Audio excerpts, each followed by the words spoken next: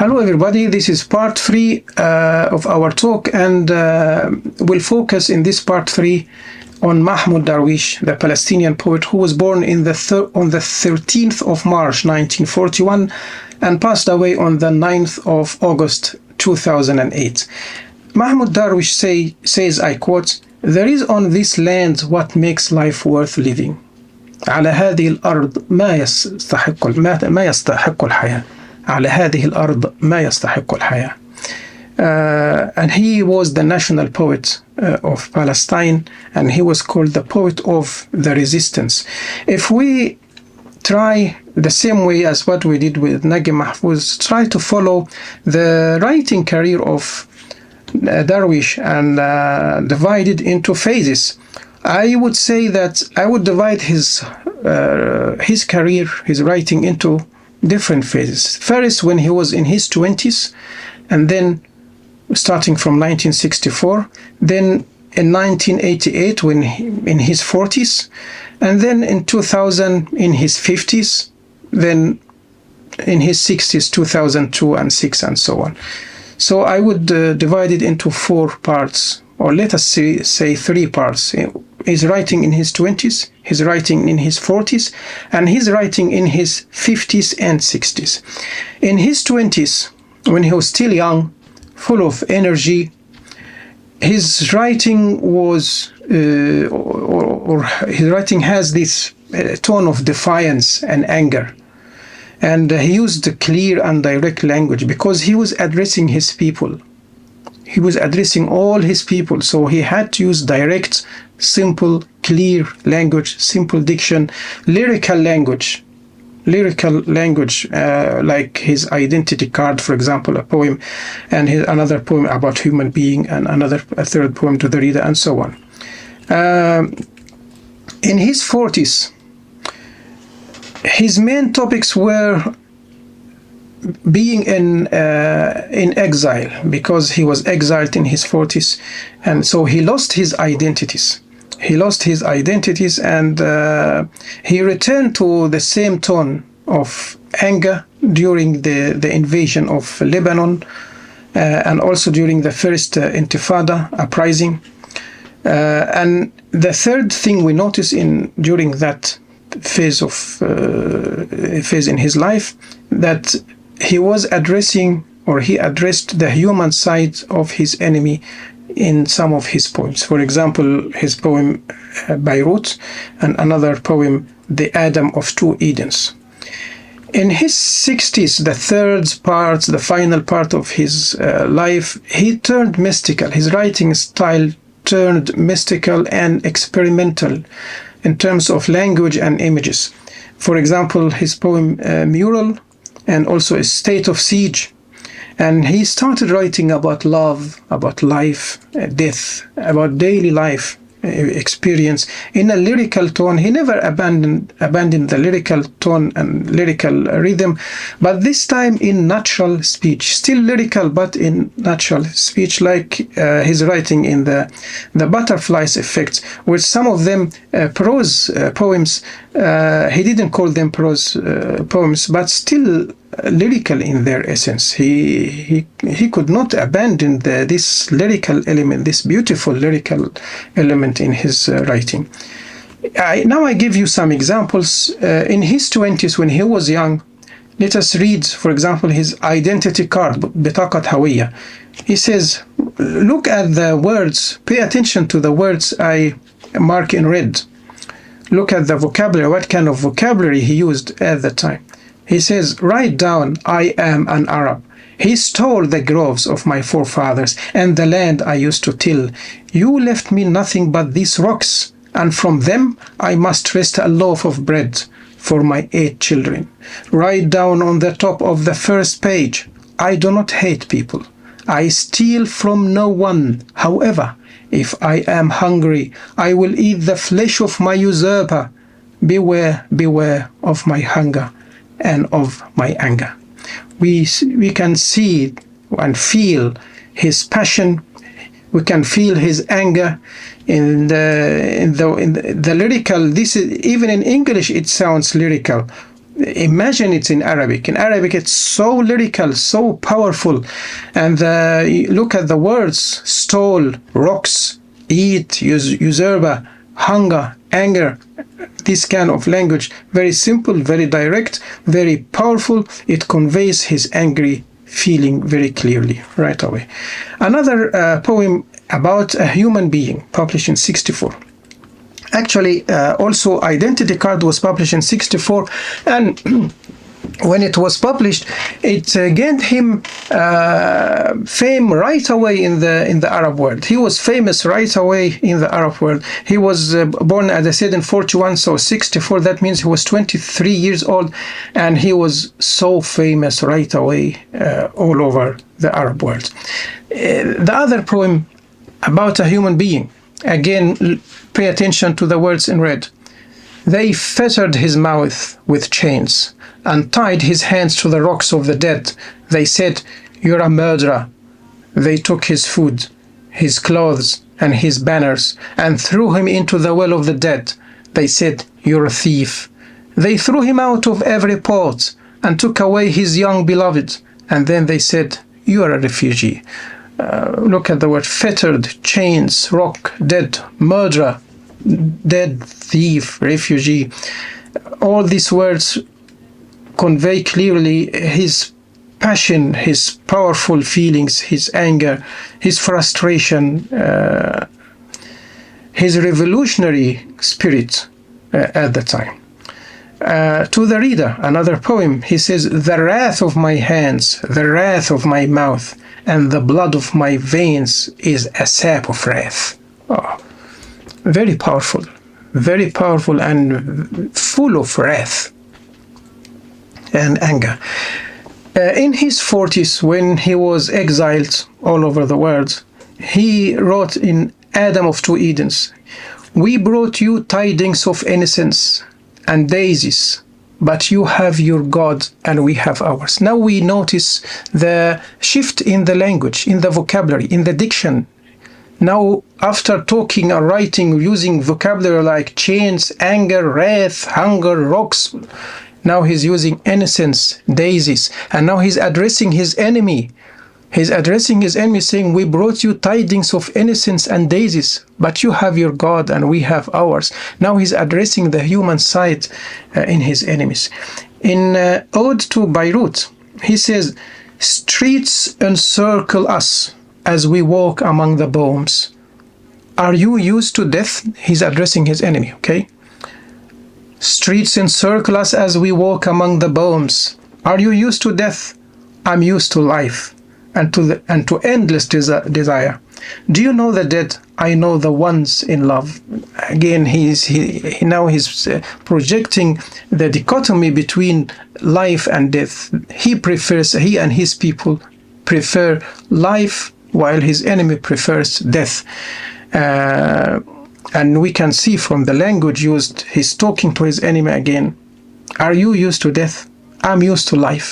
Can you feel the shift in his attitude towards his enemy? It's not only about being angry and willing to eat the flesh of his usurper, but now he's addressing the human side of his enemy. So we can feel that Mahmoud Darwish here is getting mature and addressing the human side of his enemy.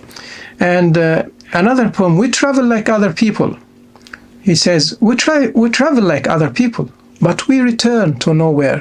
This is wonderful. Mahmoud Darwish was so excellent, really, in saying words, usual words, like ordinary words used by ordinary people, ordinary expressions, but he ends them with something that shocks you as a reader. Like, we travel like other people, and look at like other people as other people travel. Look at this, like other people. Again, he's trying to show the reader that they are humans too, like other people, humanizing themselves as victims. But the difference between other people and them, Palestinians, is that, but we return to nowhere. While you travel and you return to your home in the end. They travel, but they return to nowhere. Perfect. Athens Airport, he says, Athens Airport changes its people every day, but we have stayed put, waiting for the sea. Seems there is no traveling by air to them. In this picture with Edward Said.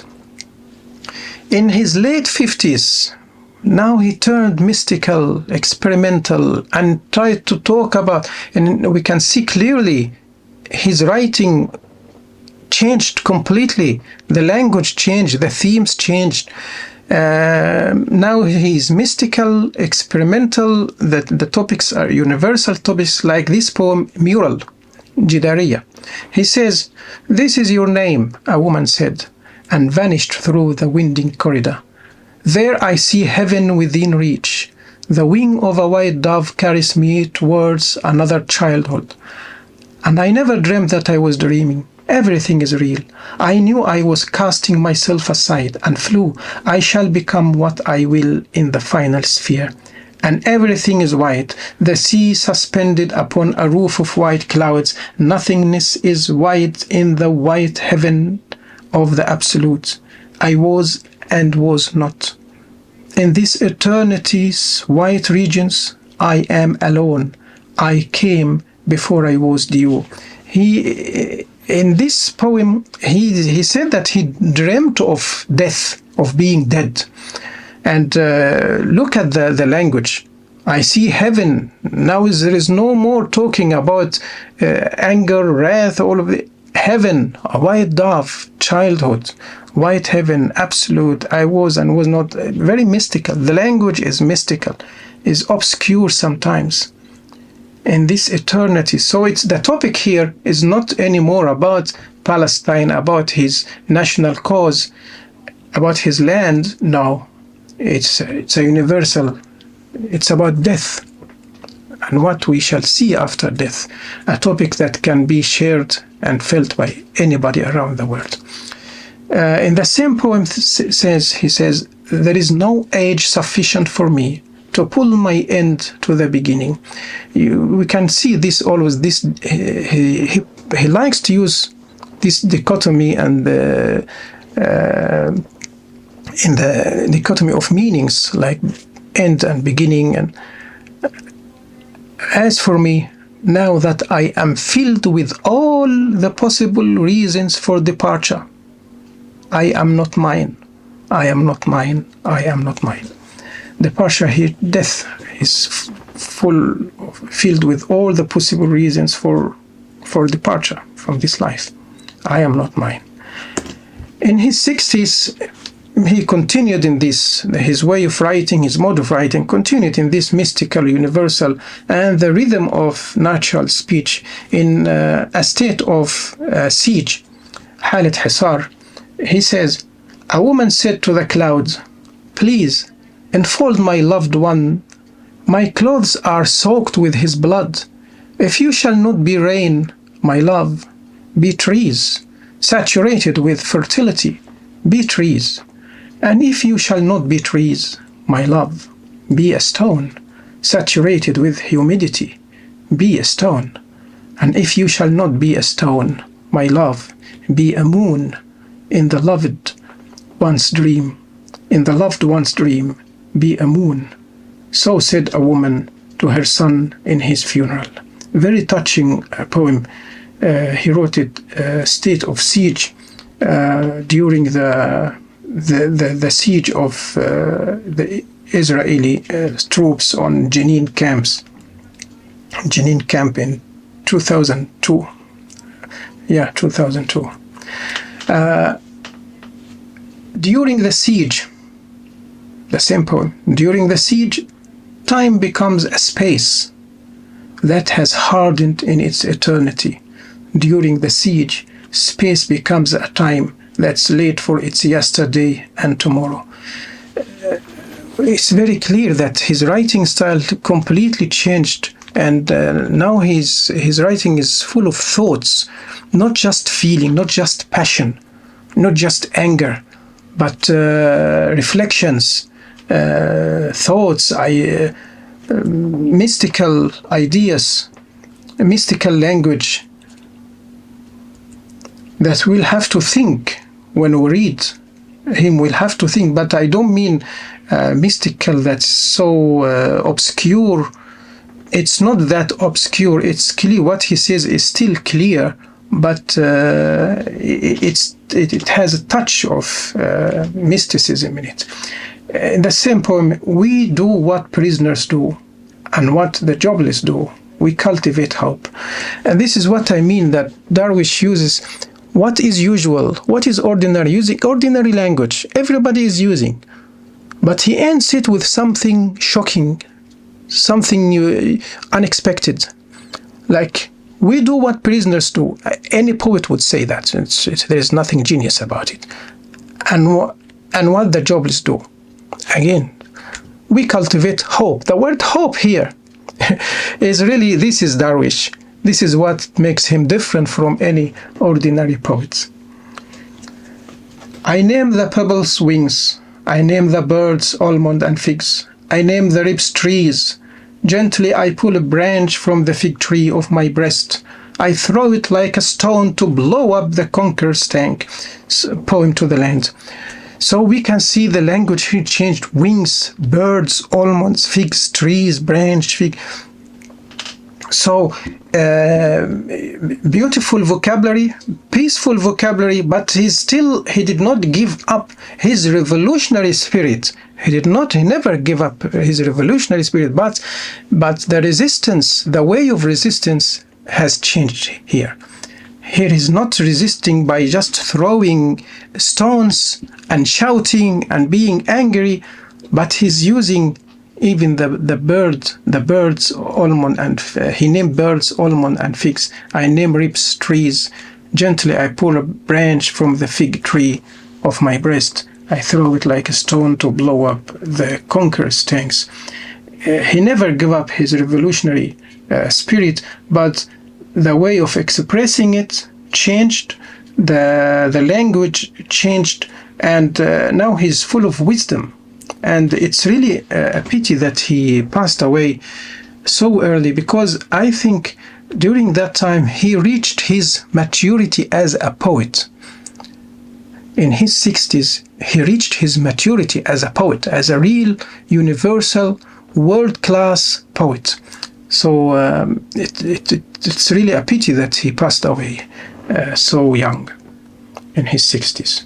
So Darwish, in his 20s, to sum up what I've just said, he focused on national themes. In his 40s, again, national themes. In his 60s, he turned to talk about universal ideas, about love, about life, about death.